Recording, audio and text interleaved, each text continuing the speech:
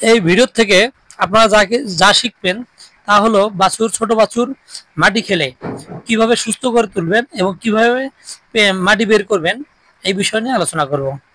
তার আগে যারা আমার এই চ্যানেলে নতুন আছেন অবশ্যই সাবস্ক্রাইব করে কমেন্ট বক্সে আপনাদের মতামত জানিয়ে দিবেন। আশা করি এই ভিডিওগুলো আপনার খামারের জন্য খুবই গুরুত্বপূর্ণ ভূমিকা পালন করবে।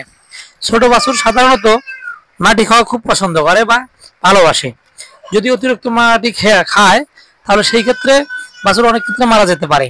তাই সঠিকভাবে খামারিকে বাছুরের পরিচর্যার ক্ষেত্রে বা নজর রাখতে হবে যেন বাছুর মাটি খায় কিনা এবং পেট ফুলে যায় কিনা এই বিষয়গুলো নিয়ে লক্ষ্য রাখতে হবে।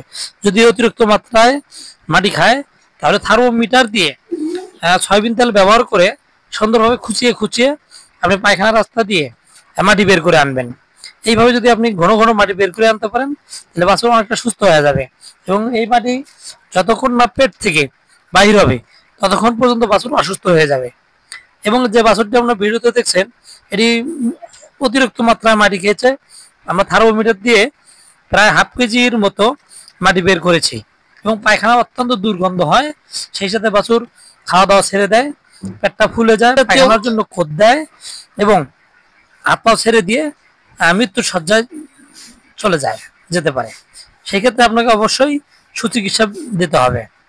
ঘন ঘন এইভাবে পায়খানা বের করে দিবেন।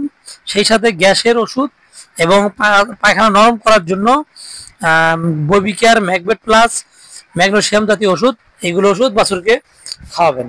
সেই সাথে গ্যাসবেট পাউডার সকালে বিকালে 2 বেলা করে খাওয়াবেন এবং বাছুরকে সেমায় রাখবেন। পর্যাপ্ত পরিমাণে পানি খাওয়াবেন। এই পশুগুলো সাধারণত তাপমাত্রা কমে যায় এবং তাপমাত্রা কমে গেলে বাছুর মারা যায়। সেই ক্ষেত্রে আপনাকে খুব গুরুত্ব সহকারে বাছুরের যত্ন করতে হবে এবং বাছুরকে এইভাবে পরিষ্কার করে দিতে হবে এবং শুকনো জায়গায় রাখবেন। সেই সাথে নিয়মিত কৃমিনাশক দিতে হবে এবং লিভার টনিক দিতে হবে।